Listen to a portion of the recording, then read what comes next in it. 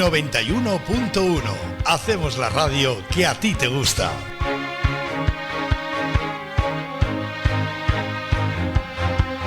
Porque el saber no ocupa lugar y siempre hay un momento para aprender. Las historias más curiosas de nuestro Valle del Vinalopó. Nos ponemos en marcha. Aquí comienza Curioso Valle, un programa de Manuel Villena.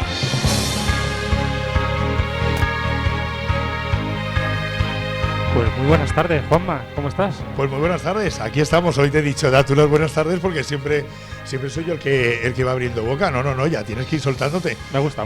Has visto que ya te he puesto en la otra punta de esta mesa de comedor que tenemos, tipo familiar, sí. Para que guardemos las distancias, porque aún así, oye, estamos ya todos vacunados, pero tenemos que seguir concienciando a la gente de que nosotros somos los primeros que tenemos que dar buena cuenta de ello. Y bueno, que ya estamos otra vez a miércoles con este Curioso Valle, que tengo que volver a decirte, aunque ya te lo he dicho a línea interna, que no paran de llegarme las felicitaciones por parte de un montón de gente que está conociendo cuestiones que parecía que a lo mejor decía, bueno, el programa, pues como este como otro, ¿no? Pues cada uno es libre de, bueno, a lo mejor va a ser un tostón y tal. Y dice, no, porque es que además os metéis en unos fregados y vais conociendo y vais desempolvando y cuestiones que son súper interesantes. Y nos encanta, además de las localidades de Elda Petrer. Animo también a la gente de Sax y de Monóvar y demás que se unan a este Curioso Valle que tú diriges y que yo siempre estoy aquí como un pardillo, porque no sé absolutamente nada de lo que hoy traes anotaciones en un folio. Sí. Yo lo voy contando para que los oyentes sepan cuál es la dimensión de la escenografía. Sí. ¿Qué me traes esta semana o qué nos traes? Pues mira, empiezo leyendo. Venga. ¿Vale?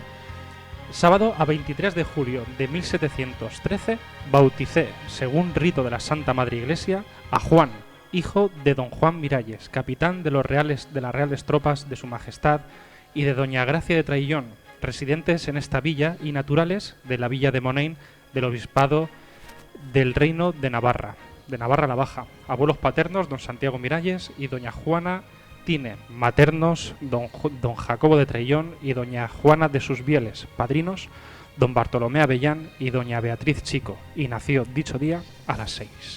Y me estás hablando de un personaje que tiene que tener una relevancia con el Valle del Vinalopó, porque ahora te preguntaré sobre los apellidos, si eran de gente de alta alcurnia. Venga, te lo pregunto ya. ¿Estamos hablando de un personaje de alta alcurnia? Estamos jugando como a los personajes, ¿no? Claro, como ¿quién es quién? Con me lo mi pones. hija. Claro, lleva gafas, usa sombrero. A ver, ya sé que estoy en el año 1700. Sí, o sea, estoy en el siglo XVI. Estás en el siglo XVIII. O sea, 18, perdona, claro, es para cuando ustedes calculen los años, ¿vale? Yo por lo menos lo que yo utilizo, sí. Y es ponerle un año más en este caso. Un año más a los dos primeros del año. El 1700, pues el siglo XVIII. Siglo XVIII. El 1900, pues eso. Entonces, esto, lo que te acabo de leer, se trata de la partida de bautismo del petrerense más relevante en la historia universal. Nada menos. El petrerense más relevante de la historia universal. Sí.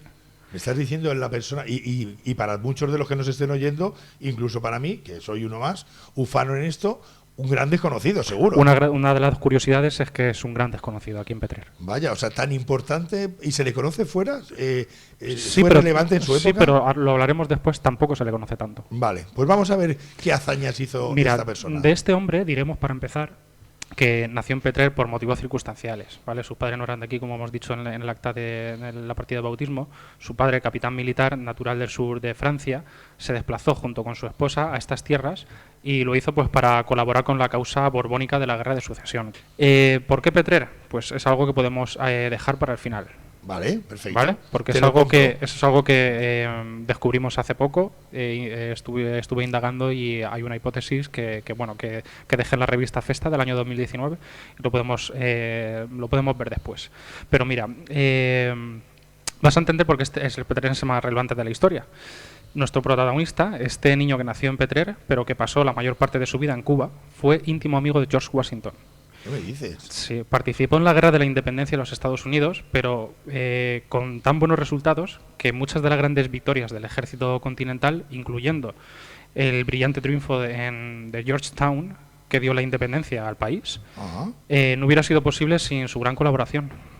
¿Qué me estás contando? Sí. Tienes mucho que agradecernos. A lo mejor sale de ahí otro hermanamiento. Pues sí, pues podría ser un motivo. Podría ser porque, un motivo. Petrer con historia, más podría historia. ser un motivo. Lo que pasa que el tema de la clase política de este pueblo, de todos los bandos, es algo que es lo que también ha propiciado que se le conozca poco, y te diré, lo vas a entender ahora después. Estamos hablando de todos los anteriores, los de ahora llevan tampoco. No llevan sí, mucho, a este bueno. personaje lo conocemos más o menos desde los años 90. Hay un estudioso valenciano, natural de Játiva, que es Vicent Ribes, y él se dedicó a sacar gran parte de su biografía, nos la hizo llegar a partir de los 90. A partir de los 90 hasta ahora en Petrer no se ha hecho nada, no tiene ni siquiera una calle con su nombre. Pero te sigo contando. De la partida de bautismo que acabamos de leer, muchos de los oyentes se preguntarán cómo es posible que tengamos la partida de bautismo si el archivo parroquial se incendió en la Guerra Civil. Ya verás.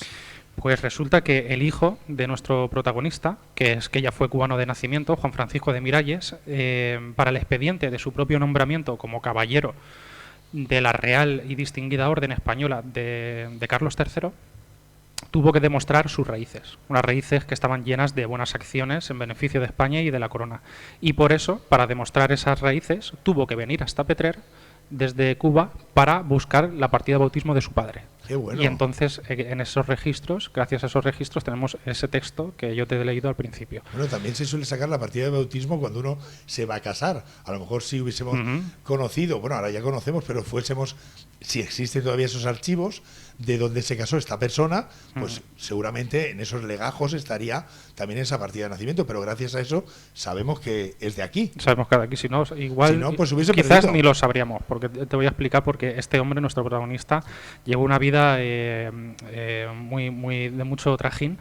Y mira, él en principio, Juan de Miralles Traillón, que es como se llama nuestro protagonista. Es Traillón. No, Traillón. Ah, Traillón. Sí, ha escrito Traillón, pero en un apellido francés, que es por ahí simplemente Traillón.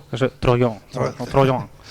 Entonces, lo que él tuvo, el gran objetivo de su vida, de este Juan de Miralles, de nuestro protagonista, es un objetivo que se vinculaba a su nacionalidad española, a la tradición de su familia, que es hijo de militar francés, y a las experiencias de toda su vida. Es un conjunto de muchas cosas que crean un personaje excepcional.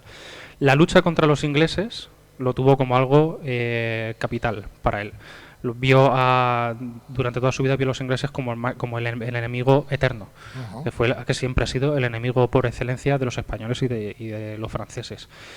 Y eso lo llevó a gala en cualquier parte del mundo en la que estuvo. Durante su juventud pasó su infancia aquí, pero luego volvió una temporada, pasada ya la guerra de sucesión que comentábamos, volvió al pueblo de sus abuelos, en Francia, pero al poco quiso volver a Alicante. Algo le dejó impregnado aquí de Alicante que quiso volver. A los 19 años ya estaba aquí en Alicante, comenzó su carrera como comerciante en el puerto de Alicante y ya nunca volvió. No volvió ni al pasado ni al pueblo de sus antepasados ni aquí a Alicante. Las proezas de estrategia que consiguió llevar a cabo en este puerto de Alicante, la verdad es que son para enmarcar. Hay un libro de un escritor, de Salvador Larrúa, que lo publicó, si no recuerdo mal, en 2014, después de más de 10 años investigando a este personaje. Es un libro que yo doné a la Biblioteca Municipal de Petrer porque no lo tenían, y recoge muchas de estas aventuras que él vivió de joven. Como te decía, de este escritor, de Salvador Larrúa, describe cómo da batalla a la piratería en ese puerto de Alicante, camuflando los cañones y descubriéndolos ya junto a los piratas, que quedaban atónitos ante la jugarreta, ¿no?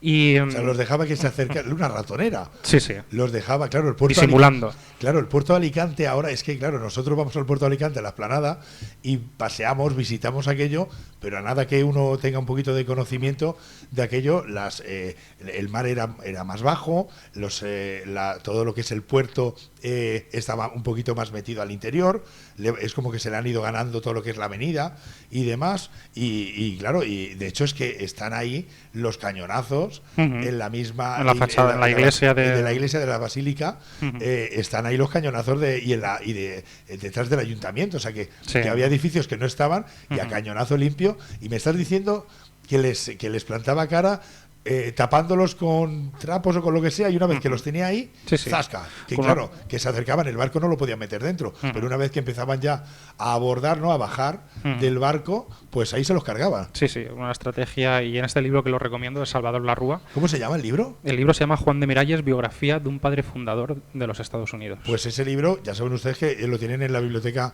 municipal, oiga, y que lo pueden ir a ojear y seguramente que interesante. Ya me pica la curiosidad. Sí, y mira, Juanma, el comercio aquí en Alicante le fue tan bien que decidió marcharse a Cuba y seguir con esta carrera comercial.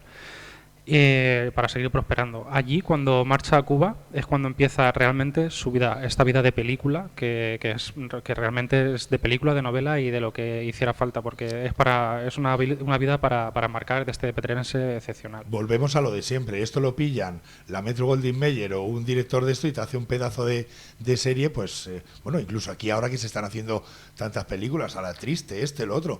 Oye, pues a lo mejor no hay que irse tan lejos para coger un personaje y empezar a tirar del hilo. Claro, y veremos ahora también cuántos bueno, no vamos a enumerar todos los personajes, pero veremos que es un ejemplo de esos personajes que quedan por recuperar, porque tanto nosotros, quizá los españoles por complejo, por la famosa leyenda negra que tenemos los españoles, tanto Estados Unidos como la falta de reconocimiento de Estados Unidos a todo aquello que sea de fuera, hay muchos personajes por descubrir. Mira, en el año 1740, ya con 27 años, desembarca en la ciudad de La Habana, en Cuba, con una fortuna realmente asombrosa, atesorada a lo largo de los 8 años que estuvo en Alicante como comerciante. Y este destino de La Habana no fue escogido por casualidad. La ciudad y su puerto eran los principales de todo el abanico del Nuevo Mundo, del llamado Nuevo Mundo, porque tenía pues eso, una situación estratégica dentro del mar del Caribe. Y él lo conocía porque era marino. Sí, claro. Bueno, quiero decir, también está su experiencia como militar, y luego ya, bueno, pues también se había estado en el puerto de Alicante y había visto la estrategia, lo tenía más que claro. Sí. Fuese marino o fuese militar de tierra, pero bueno. Militar fue su padre. Ajá. Y él él no se dedicó a la... No. A él lo que le interesó fue el comercio. Sí, pero sin embargo, cuando llega a Alicante, la estrategia militar la usa. Sí. Los conocimientos que él tenía, ¿no? Como claro. Dice, de casta le viene al galgo. Efectivamente. Y hace que la ciudad de Alicante resista muchos ataques, porque claro, también vamos a hablar a lo mejor en alguna ocasión de la isla de Tabarca, que era donde se ponían los piratas ahí a esperar a ver cuál era el momento propicio para entrar en la ciudad de Alicante, entre otros muchos sitios, Torrevieja y tal, que queda ahí. Quizás esas estrategias que desarrolló en el puerto de Alicante pues se deban precisamente a lo que estás comentando. Venía de familia militar y la estrategia, los movimientos estratégicos pues los llevaba en la sangre, ¿no?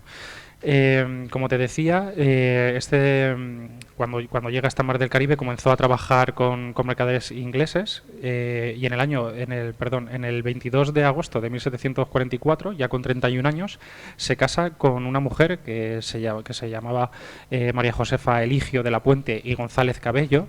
Ahí es nada, y ahí precisamente unos apellidos tan largos ya nos están demostrando que era hija de una de las más acaudaladas familias de la isla, hijo de un exgobernador.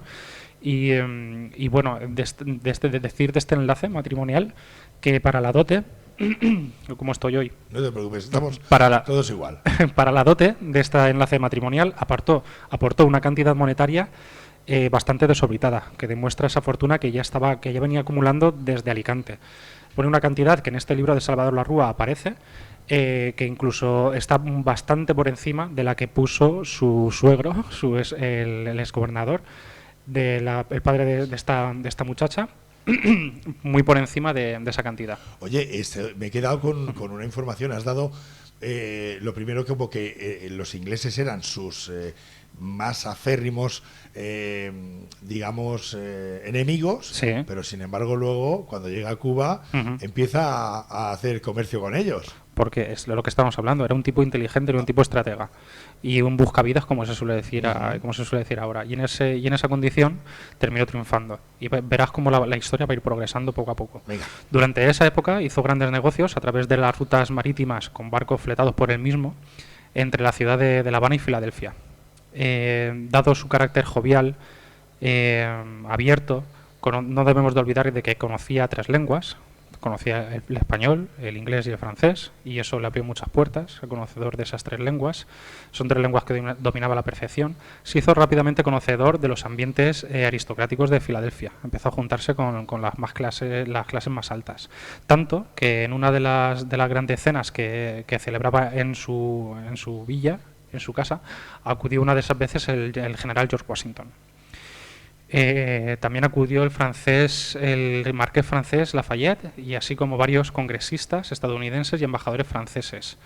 Todo esto en una casa que él construyó en La Habana, en el puerto de La Habana, y esta casa de la que estamos hablando la gente lo puede buscar por internet porque a día de hoy es el Museo de la Música de La Habana. Hoy es el Museo de la Música de La Habana. Museo, lo voy a buscar mientras hablo contigo. Sí, Museo búscalo. de la Música de La Habana. De La Habana. Esa fue la casa que construyó Juan de Miralles, Sí. nuestro petrerense. Y bueno, mientras vas buscando te sigo contando. Sí, claro. Entre negocio y negocio, lo que nunca olvidó es su compromiso y su fidelidad a los principios que había adquirido de pequeño, entendiendo a los ingleses, como te estaba comentando, como un eterno enemigo. Llegó a desarrollar, Juanma, labores de espionaje para la corona española, hasta el punto de hacerse pasar por inglés, infiltrándose entre las filas inglesas y poner en riesgo su propia vida. Era un tipo muy valiente. En esa confusión que propiciaba sus labores de espionaje, un abogado español de apellido Urrutia, esto también lo cuenta Salvador Larrua en su libro, puso en duda su lealtad. Y Juan de Miralles le respondió retándole a duelo a este abogado. ¿Qué me dices? El abogado retiró la acusación. Vale, hombre, escúchame. El abogado retiró la Le diría, acusación. hombre, don Juan, por favor, ¿cómo osáis? Sí.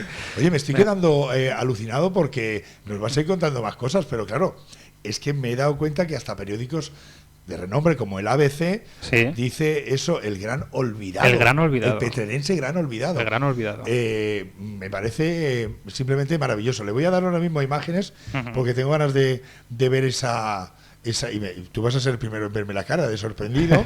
Bueno, de hecho, tenemos pinturas de él, ¿no? Sí, tenemos. Sí. Bueno, hay un poco de confusión en cuanto a su retrato. No está claro que su retrato pertenezca a este personaje. Es algo que está un poco en duda. Pero sí que hay un retrato que se le atribuye, como que es Juan de Miralles. Lo único que es, como te digo, es algo que está por demostrar, porque en su día lo estuvimos indagando un grupo de amigos de este personaje. Que tenemos un grupillo de amigos que de vez en cuando nos juntamos y rememoramos las hazañas de este hombre. ¿Qué me Me gusta dices? contar. Sí. Es como si hicierais Es una especie de peña o de asociación cultural que no estamos constituidos como tal, pero que sí que nos juntamos porque... Bueno, pero como esos juegos que se hacían, ¿no? De coger a un personaje y de darle vida. Sí. Cuando ya ha pasado. Ahora mismo no recuerdo cómo se hacía, pero vamos. Sí, a nosotros es algo que nos gusta. Me parece curiosísimo. Cuéntame más cosas. Mira, él llegó a ser comisionado del rey Carlos III, y fue tan brillante que ya en el año 1778 fue nombrado por Real Decreto observador y representante en Estados Unidos de la corona española.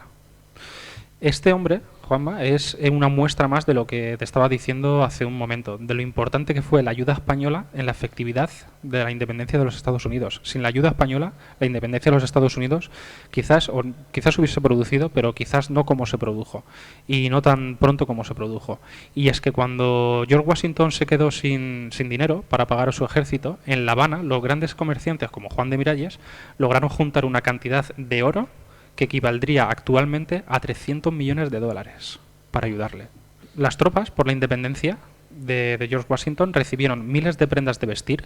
Estamos hablando de uniformes, mantas, camisas, zapatos, cañones, morteros, todo eso con la ayuda de Juan de Miralles. Y por cierto, Juanma, muchas de esas prendas que vistieron el ejército de George Washington las consiguió Juan de Miralles de las fábricas de Alcoy. Desde Alcoy, o sea, que los retratos que ahora mismo vemos de esas contiendas, de esas batallas del ejército por la independencia, del ejército de la guerra de la independencia, del ejército de George Washington, muchas de esas prendas se confeccionaron en Alcoy. Qué bueno. Y llegaron allí gracias a Juan de Miralles. Estoy viendo el edificio que está en la actual plaza de Mártires del 71, muy cerquita de lo que es el Parque de la Punta, pero me estoy quedando alucinado. Yo creo que es de estilo renacentista y vamos, tiene una cantidad de arcadas, de arcos que recuerdan mucho a los palacios reales de aquí, pero los grandes, el Palacio Real de Madrid, la estructura. Sí. No sé quién sería el arquitecto, pero te puedo decir que estoy gratamente sorprendido. Y la balconada, todo me recuerda, me es muy similar, es como el Palacio de Oriente, pero a pequeña escala. Allí hay una placa conmemorativa que dice que fue la casa de Juan de Miralles. Y bueno, y seguiremos hablando porque, retomando el hilo del tema de las tropas por la independencia. Para que la gente se haga una idea, siempre que vemos el malecón, bueno, pues a la punta del malecón. Exactamente. Empezando, de ahí empieza el malecón en Cuba. Sí. De la casa de Petrerense. De este Petrerense, sí. Me tienes hoy onnubilado, ¿eh? Mira, las tropas por la independencia recibieron miles de prendas de vestir, uniformes, mantas. Como te decía, todo eso de las fábricas de Alcoy. Aportó además 6.000 sables y 2.000 fusiles. Pero es que no solo eso, los cuadros que actualmente vemos de George Washington, los cuadros que vemos así, muy puesto. Sí, muy puesto, de general de los ejércitos, de capitán de los ejércitos. Sí, los encargó y los pagó Juan de Miralles. Todos esos retratos que hoy tenemos de George Washington. De George Washington. O sea, esos que vemos incluso en el Capitolio, que vemos en todos los sitios vestido de gala, que es como el escudo, el sello. De hecho, uno de los retratos se utilizó para los billetes de dólares. Si no tengo mal entendido, pero vamos, que aparecía ahí George Washington con todo lo suyo. Pues sí. Incluso en la estatua, creo que la estatua no está vestida de militar. La estatua que hay de George Washington, en Washington, no está vestido de paisano. Pero sí, ahora mismo lo tengo ahí en la memoria. Pues no solo los pagó él, sino que los encargó él. Nació de él hacerle retratos a George Washington, nació de él. Tenía una amistad muy, muy estrecha. Y bueno, todo esto nos puede llevar a pensar, Juanma, a los oyentes yo creo que también, que cómo es posible que, habiendo sido tan importante, en su pueblo natal no se le conozca prácticamente, que es lo que estábamos hablando. Creo que es algo que deberían de conocer los chavales. Ahora que se habla tanto de el conocimiento o el desconocimiento de la historia, ¿no? Que no se aprenda por lo repetitivo, por lo tal. Bueno, pues a lo mejor no podemos o no debemos de conocer ciertas cosas, pero lo de aquí sí. Lo de aquí, por lo menos que cuando salgamos fuera podamos... Y de esto, Juanma, cuando terminemos de hablar del personaje, porque ahora conocerás una faceta suya, que es por la que es un poco denostado, o por la que no ha querido ser recordado aquí en Petrer. O sea, que hay por qué. Hay un porqué. Hay un porqué. Pues ahora me pica más la curiosidad todavía. Pero aun con todo, cuando te lo cuente, aún así no tenemos que olvidar, no tenemos que dejar de reflexionar de que los hijos de un pueblo tienen que ser queridos por igual. Todos tenemos nuestras más y nuestros menos, pero somos los hijos de un pueblo, deben de ser al menos conocidos, conocida su historia y de alguna manera pues apreciados, ¿no? La figura de este personaje, como te decía, sigue siendo desconocida, pero a nivel global. Y esto ya lo denunció, como tú acabas de decir, el diario ABC en su artículo Juan de Miralles, el español olvidado que luchó por la independencia de Estados Unidos. Esto es un artículo que tú te lo has encontrado en internet. No, bueno, solamente había leído eso, el titular. Sí, se publicó en el año 2017. Y en Petrer, en su pueblo natal, pues también es particularmente mal conocido porque los responsables políticos, pero también los cronistas, Juanma, los cronistas, han venido vertiendo sobre la figura de nuestro protagonista, si se me permite la expresión, la estupidez de quienes la juzgan desde una perspectiva vista desde hoy. Y te comento por qué. Porque no se contextualiza lo más mínimo su participación en el tráfico de esclavos a mediados del siglo XVIII. O sea, porque es verdad, Juanma, este personaje, Juan de Miralles, participó activamente en el tráfico de esclavos. Y de hecho fue el responsable de la mayor parte de esclavos que entraron a Isla de Cuba en esa época. Pero no venían casi todos de la zona de África, que sí, los embarcaban. De África. Además hay un puerto muy conocido, sí, que los metían allí, los tenían incluso durante días, los embarcaban y los llevaban para América. Pero esto nos recuerda un poco a los días estos que acabamos de pasar del 12 de octubre, en el que intentamos juzgar unos hechos ocurridos hace unos siglos desde nuestra perspectiva y que no podemos hacerlo. Es una de los amantes de la historia, o los que nos consideramos amantes de la historia, lo que no podemos hacer es juzgar desde nuestros ojos. Cada momento histórico tiene su contexto. Y a este personaje no es justo que le juzguemos por eso. Todas las personas de aquel llamado Nuevo Mundo, mundo que tuvieran una posición económica mediana o superior, ya fueran laicos o eclesiásticos, terratenientes, comerciantes, personajes de cualquier índole, eran propietarios de esclavos. Y también el que los tenía en casa de sirvientes, o recogiendo algodón, o recogiendo maíz, o la cosecha que tocase. De acuerdo, que los llevó hacia allí, hacia el Nuevo Mundo, o mal llamado Nuevo Mundo, como cada uno lo quiera denominar, pero luego, claro, los que hacían de uso, es que si no hubiesen sido esos, hubiesen sido otros. Efectivamente. Te voy a decir, el otro día vi un reportaje, de hace ya algún tiempo, hace más de 6 meses, vi un reportaje de esto mismo, de los esclavos, vi ese puerto donde los tenían allí. Uh-huh. ¿Te puedes creer que, sabes lo que valía un esclavo? No tengo ni idea. Un clavo. Un clavo. Un clavo de hierro. Uh-huh. Porque las tribus no tenían ese material, lo desconocían.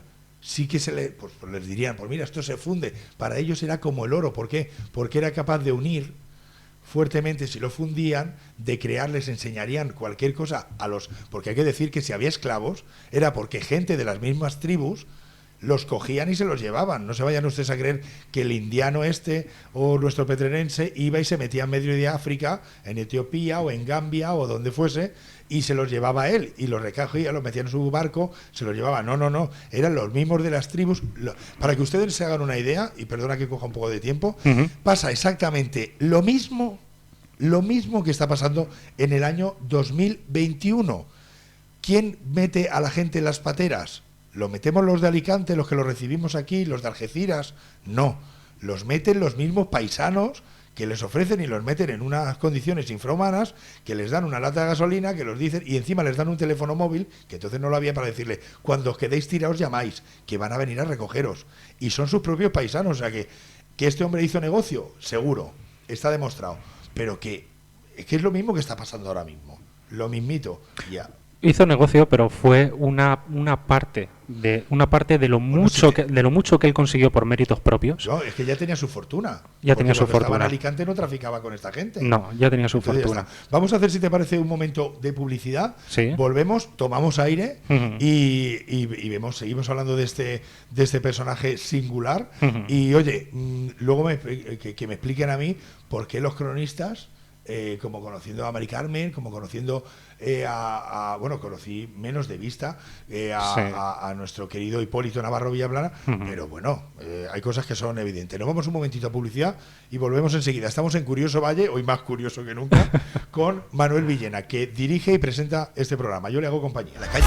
Tintorería, lavandería industrial. Aquí ponemos la música, la amistad y la confianza la ponemos entre todos. 91.1. Porque el saber no ocupa lugar y siempre hay un momento para aprender. Las historias más curiosas de nuestro Valle del Vinalopó. Curioso Valle, un programa de Manuel Villena. Pues no queremos perder ni tan siquiera un instante. Manuel, nos has dejado con ese halo de por qué y quién denostó el título de hijo, pues destacado por lo menos, y bueno, como decía el otro, el que esté libre de pecado, a este se le conocieron las hazañas, las virtudes y las de virtudes. Hubo a lo mejor otra gente que se la ha encumbrado y hizo mucho menos. Lo que está claro es que un personaje, que podríamos tener un personaje histórico, fuera hijo de nuestro pueblo y que hubiese sido un asesino, hubiese matado, hubiese cometido crímenes importantes, pues quizás sí que no lo podríamos cuestionar, porque matar es algo que no hace falta contextualizarlo. Pero cuando estamos hablando de hechos concretos, de una época concreta, pues es injusto. Es como si a nosotros, Juanma, dentro de 200 años, que no sabemos cómo será la mentalidad humana, la mentalidad occidental. Oye, en este programa. Sí. Y dice que estaban diciendo esto.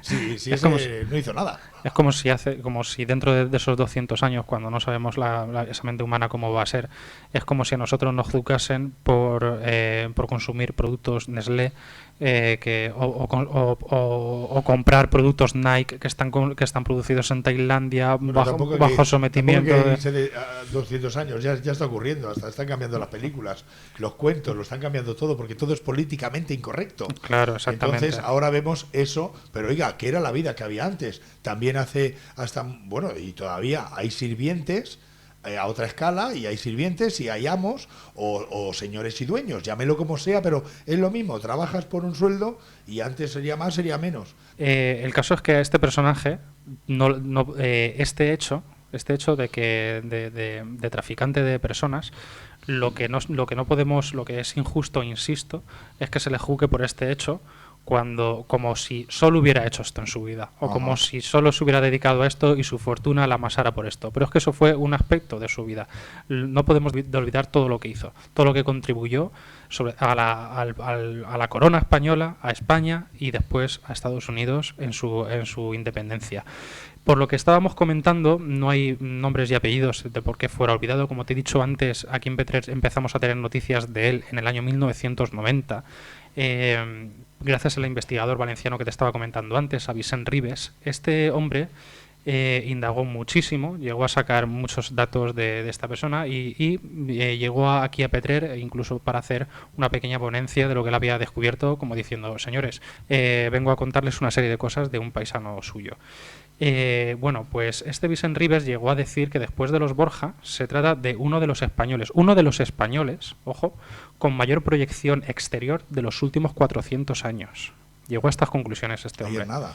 Pues este Estamos investigador de los Borgia, del Papa Luna y de unos que también hicieron telita marinera, y sin embargo los tienen pues muy consolidados, la familia de los Borgia, en toda la zona de Valencia, de Xàtiva y de creo que son de allí oriundos, ¿no? De esa zona.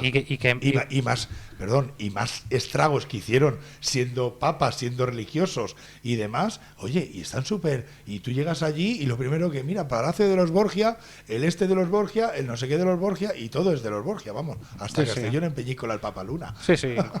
Incluso personajes históricos muy queridos por la cultura valenciana o la cultura catalana, que son muy queridos por esas personas que se sienten identificados, pues también tuvieron sus cosillas, porque lo que estamos hablando, todos tenemos nuestras cosas y cada persona vivimos en una época histórica determinada. Pues esta persona, Juanma, Vicent Ribes, yo lo he visto. Lo he tenido delante, un documento escrito a máquina de escribir en el año 1990 que manda una carta a la cronista de la villa, a Mari Carmen Rico. Me la enseñó ella. Mari Carmen Rico le guardo muchísimo aprecio y muchísimo cariño.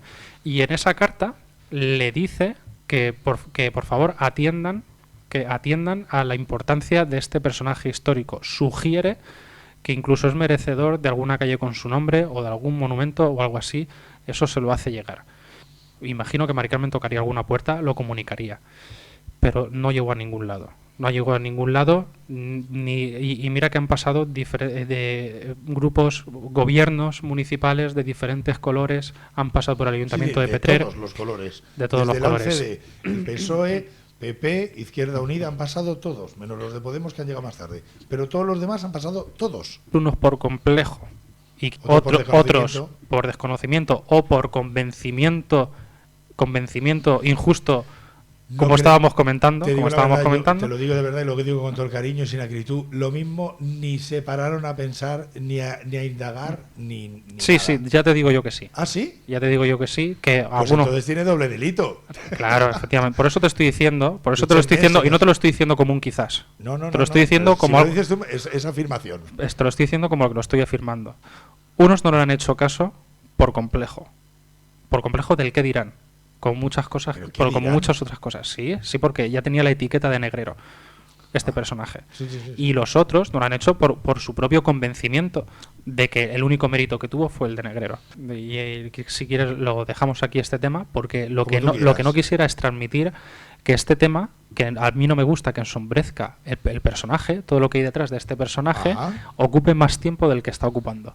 Porque no tiene mayor, ya lo hemos dicho, no tiene más vuelta de hoja. O sea, esto solamente tendría un recorrido si personas con con cargo político en este caso, ahora que se está buscando, por ejemplo, en la localidad, hoy estamos hablando de Petrer, otro día podemos hablar del insigne marino de Novelda, ¿entiendes? Por ejemplo, que lo mismo también tuvo que hacer cualquier cosa por ahí, quién sabe. Es que seguro que si rebuscas a Jorge Juan. Claro, a Jorge Juan, pues seguro. Y lo que pasa es que lo vemos tan bonito, a Jorge Juan lo vemos un señor tan elegante y tal, como nos lo han pintado, ¿eh? Sí. Entonces, claro, porque nunca mejor dicho lo de pintar, porque solamente hemos podido ver eso. Y en la estatua y tal, pues, oye, da su empaque. Pero aquí, bueno, pues a quien corresponda, que tienen ustedes ahí un filón, pues no queremos tener de historia. Aquí, por ejemplo, en Elda mismo tenemos, que hablaremos algún día, de Castelar. Castelar no nació aquí. Castelar estuvo aquí pues hasta los 4 o 5 años y ya está, pero sin embargo nos arraiga aquí el don Emilio Castelar por ser quien fue. Pasó por aquí, tuvimos a Zorín, que nació en Monóvar, pero lo tenemos aquí, por ejemplo, en Petrer, que su madre era de Petrer. Y habrá cosa más insigne de decir que la madre de Azorín, del vientre de donde nació, era de Petrer. Claro, y lo tenemos ahí, la calle donde vivió. Y cuando las cosas se quieren hacer, se hacen. ¿Sabes la lástima de todo esto? Que en el año 2013, se cumplieron 300 años, una cifra redonda, para ver que alguien hubiera movido un dedo por esto. Y nadie lo hizo. Y ahora te voy a decir. Y es más, te voy a decir una cosa. Dime. ¿Sabes? No solo Mari Carmen Rico, que conste que no vamos a dejar todo el peso de esta responsabilidad sobre ella, pero que ni Mari Carmen Rico ni cualquier otra persona notable del pueblo, el 23 de julio del año 2013, cuando se cumplían 13 años del nacimiento de este personaje en Petrer, 300 años, no movieron absolutamente un solo dedo, no hicieron nada. Entonces, lo que tenemos la esperanza es que por lo menos la mente humana, y no solo la mente humana, también hay que volver a recordar que esto es algo que no es solo de Petrer. Hay muchísimos personajes españoles que contribuyeron a la independencia de los Estados Unidos que no han sido reconocidos ni por los españoles ni por Estados Unidos. Y España, el papel de España en la independencia de los Estados, en la historia de Estados Unidos, tiene muchísimo que decir y hay muchísimo que contar. Yo ya voy a poner la puntillita, no por ponerla la última después de ti, que tú sabes de esto más, pero que sepan ustedes que en esos barcos negreros, que se les llamaba así, desgraciadamente, pero era así, se llevaban a esclavos, pero se traían otras cosas. El viaje no se venía en balde. Si esta persona era comerciante y era además, pues claro, el viaje pasaba por donde pasaba, Canarias, pum, bajaba, recogía, llevaba, pues como el transporte que había entonces. Por lo tanto, yo creo que deberíamos de mirarlo con otra visión. Y te voy a poner deberes. En cualquiera de las ponencias, hombre, ya no sé si te van a invitar, pero en cualquiera de las ponencias que tú has hablado de tus libros, de tus ponencias delante del público, exponiendo igual que las calles de Petrer y tal, pues deberías porque tienes tu público, aparte de que tengas aquí la gente, pero sí, señores, que esta es parte de la historia nuestra también, que no pasa nada, que hizo cosas, claro que sí, pero aparte, y hombre, que lleva tu sello, tío. Manuel Villena, que lleva el sello de Manuel Villena, que eres ahí un historiador tú y la gente que tienes a tu alrededor, porque ya lo has dicho así de soslayo, es que nos juntamos un grupo de amigos, igual que hacéis las batallitas de donde estuvo, qué hizo, qué no hizo, pues porque os estoy viendo allí como jugando al Monopoly, pues estuvo aquí, estuvo en Filadelfia, estuvo aquí, se reunió con tal, pues igual. Es que fue un tío que reunió muchísimas cualidades humanas. Para llevar el nombre de la corona de España a nivel de América y con todo lo que había allí. Luego Cuba ya la perdimos más tarde. Fue una persona valiente, emprendedora, estratega, una persona hecha a sí mismo porque se marchó muy joven de aquí. Y digna de admirar todas sus batallas. Nosotros, este grupo de amigos que tenemos, Juanma, cada 23 de julio nos felicitamos. Ah, bueno. Cuando felicitamos el cumpleaños de Juan de Miralles. Sois de esos, a lo mejor dirá, mira, pues oye, hay que ser un poco friki en todo esto. Claro, por supuesto. Y yo lo digo friki con todo el cariño, pero es que, bueno, hay gente que celebra otras fechas. Pues en Granada lo de la toma de Granada. Y allí los Reyes Católicos, pues mira, pues uno salió llorando y la madre echándole la bulla. Así, mira, a grosso modo. Por dejar el tema de la esclavitud, porque como te digo, no me gustaría que ocupara todo el programa, porque él hizo muchísimas otras cosas, no solo hizo proceso. Lo que pasa que esta sí que es la más polémica y está bien que lo hablemos porque es el motivo injusto, vuelvo a repetir, el motivo injusto porque no es recordado en su población natal. Al final, después de toda esta colaboración que tiene con el ejército de George Washington y con toda esta relación que tiene con la corona española, es una persona muy respetada, a la que se le encomienda un papel muy importante, que es el papel de observador aquí en los Estados Unidos, en lo que por entonces se conocía como las 13 colonias. Llega un momento en el que está a punto de cumplir 67 años, el 19 de abril de 1780. Que fue longevo, ¿eh? Sí, porque sí. para esa época, llegar a 67 años... Sí, ya está. A los 67 años ya había superado la esperanza de vida seguramente de esa época. Pues habría llevado buena vida. Sí, seguro. Con ese caso vivir bien, seguro que vivió. Eso lo sabemos.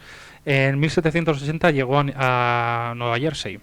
Y allí en Nueva Jersey las inclemencias del tiempo, podríamos decir, por decirlo de alguna manera, cambio de clima, también por la edad que tenía, que es lo que estábamos hablando, le hicieron enfermar de una pulmonía bastante fuerte. La pulmonía por aquel entonces, pues como sabes, era una enfermedad grave. Y que la higiene no era por médico que fueses.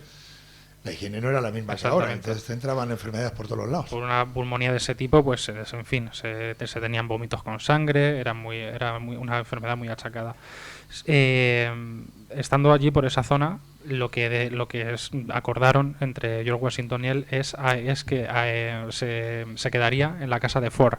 Una casa de Ford que es la mansión de Washington. Y allí se quedó, pues eso, fue una residencia que bueno, y que a pesar de disponer de los mejores médicos, como estábamos hablando, personales, y sobre todo a la atención especial de la esposa de George Washington, porque la esposa de George Washington, Marta, estuvo con él y lo estuvo cuidando los últimos días. Ya estaba en cama, estaba muy enfermo, y falleció en esta casa de su amigo George Washington. Falleció el día 28 de abril de 1780. Que tiene el peso de la historia, usted imagínense. La Casa Blanca, el presidente de los Estados Unidos. Sí, bueno, en este caso no es la casa. Todavía presidente, era general, ¿no? Sí, no es la Casa Blanca, pero sí. Pero quiero decir que George Washington también fue el que hizo luego la Casa Blanca, porque la reestructuró de arriba abajo y luego se hizo toda, que luego más adelante se hizo otra remodelación. Pero estamos hablando es que si un personaje es importante. Es que era como el Julio Iglesias, me vas a perdonar el símil, pero era el embajador de España, era marca España. Es que espérate, que eso no es todo. Fue enterrado con los honores del ejército estadounidense en el cementerio de Morristown, porque él tenía también una casa allí. Y en el verano de 1780 sus restos fueron trasladados a una cripta de la Iglesia del Espíritu Santo en La Habana.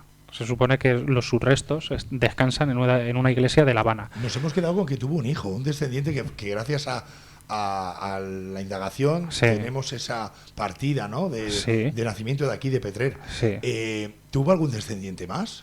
Él, no sé si era lo que él quería, pero él tuvo muchas hijas y un solo hijo varón. Ajá. Entonces estaba el patriarcado y era el varón el que se hacía cargo de los negocios del padre, ¿no? Sí, y de hecho a la hora de tirar la pista de sus descendientes para poder elaborar un árbol genealógico, aunque hay un estudioso en Sachs que llegó a hacer un árbol genealógico de él a través de su único... Fíjate, lo que no han hecho aquí los del pueblo lo han hecho los vecinos sajeños. Sí, pero porque este estudioso sajeño lo que descubrió es que hay una familia Miralles en Sachs que él llegó a relacionar con este Miralles y empezó a tirar del hilo, y son como posibles descendientes de su hijo, de Juan Francisco Miralles.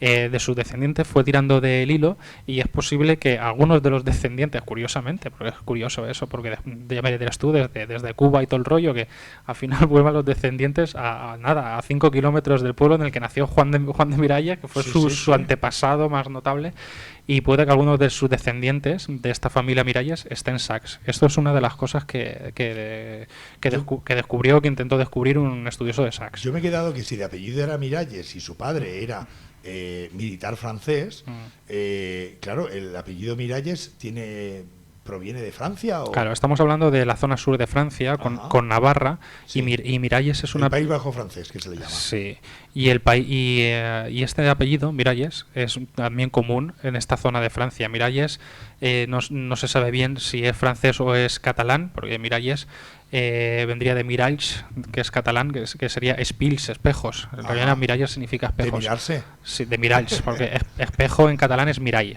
Sí, sí. No es espil como nosotros decimos, en valenciano. Y no solo esto, Juanma, te he dicho dónde fueron trasladados sus restos, pero es que su entierro fue con todos los honores del entonces del ejército de los Estados Unidos. Los Estados Unidos no se habían declarado todavía la independencia, pero no había tenido, digamos, ese reconocimiento internacional de que se habían independizado. Pero podríamos decir de que este entierro fue el primer entierro de Estado de la historia de los Estados Unidos, y se le hizo a este hombre con todos los honores.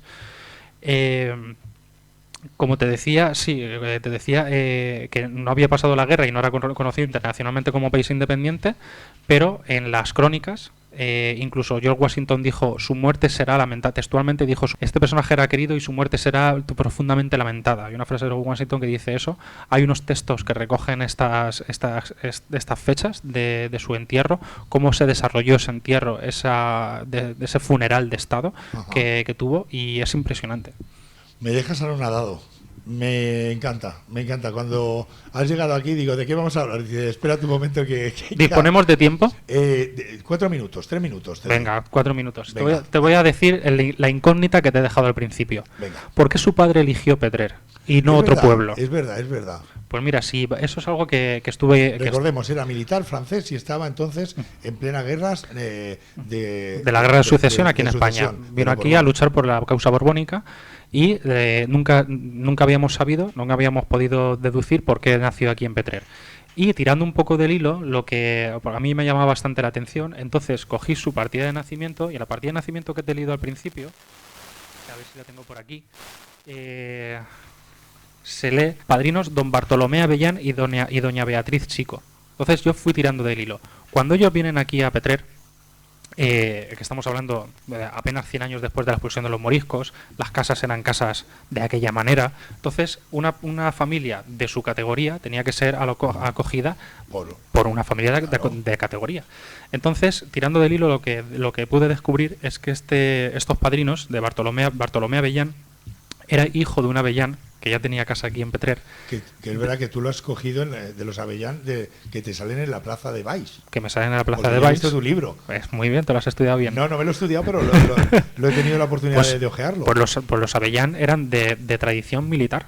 Ajá. Entonces nos encontramos con que este Bartolomé Avellán, que fue padrino de Juan de Miralles, tenía la misma edad que el padre de Juan de Miralles. Entonces tenemos que entender que en algún momento, en algún lugar de alguna contienda de esta guerra de sucesión, este Juan de Miralles conoció a este Avellán. Y estarían luchando en el mismo bando. En el mismo bando, además, porque eran borbónicos. Y lo que hizo Avellán seguramente sería decirle, no te preocupes, vente a mi casa. Y no solo eso, sino que cuando tengas al hijo que estás esperando, no te preocupes, que mi hijo Bartolomé va a ser padrino de... Y Bartolomé Avellán y Beatriz Chico son dos parejas, es una pareja joven, de petrerenses jóvenes, que podemos entender que tenían, porque aquí los padrinos, sabemos, Juanma, que para elegir los padrinos de tu hijo son unas personas allegadas. Porque se tienen que hacer responsables en caso de... Tienen que ser unas personas allegadas. A falta de familiares, los Miralles lo que deciden es para los padrinos de sus hijos, unos petrerenses, que de aquí podemos deducir que era una amistad bastante estrecha. Qué bueno. Pues hasta aquí el Curioso Valle del día de hoy. Me ha sorprendido gratamente, de verdad. Espero que a nuestra audiencia igual. Y claro, la pregunta es que es obvia. ¿Y la semana que viene qué? Pues nada, la semana que viene más, ¿no? La semana que viene más nos prepararemos posiblemente algún otro personaje, porque hay muchos personajes que recordar de este valle. Pues estoy seguro que sí. Ya han salido por aquí, ya ven ustedes que salen diferentes. Ha salido el marino de Novelda, ha salido también cualquier Emilio Castelar y demás que irán sucediéndose a lo largo de los programas de Curioso Valle. La dirección de este programa está a cargo de este señor que tengo aquí enfrente y que aún con su juventud... ¿Cuántos años tienes, Manuel? Ahora mismo tengo 35. Ahora mismo. Mañana no lo sé. Mañana 35 y un día más. Pues es un estudioso de todo esto y es una verdadera maravilla oírlo, disentir hablar y sobre todo que me aclaren muchas cosas y a la audiencia. Recordaros que nos podéis mandar cualquier solicitud al teléfono de la radio 685 35 25 00, 685 35 25 00. Si hay algún personaje, hay alguna zona donde vivís que desconocéis el por qué, el cómo, el cuándo, y aquí le ponemos deberes a nuestro director del programa de Curioso Valle. Manuel Villena, todo un placer, que llegan las señales horarias. Muy bien, pues muchas gracias y que pase buena semana. Gracias, igualmente. Ya sabes, si estás escuchando la 91.1, este programa se emite todos los miércoles a las 7 de 6 a 7 de la tarde y luego durante toda la semana en alguna repetición. Ser felices, y ya sabéis, como decía mi padre, que la historia y el saber no ocupa lugar, solamente un ratito en esta radio y te enteras de mucho. Hasta la semana que viene, el próximo programa.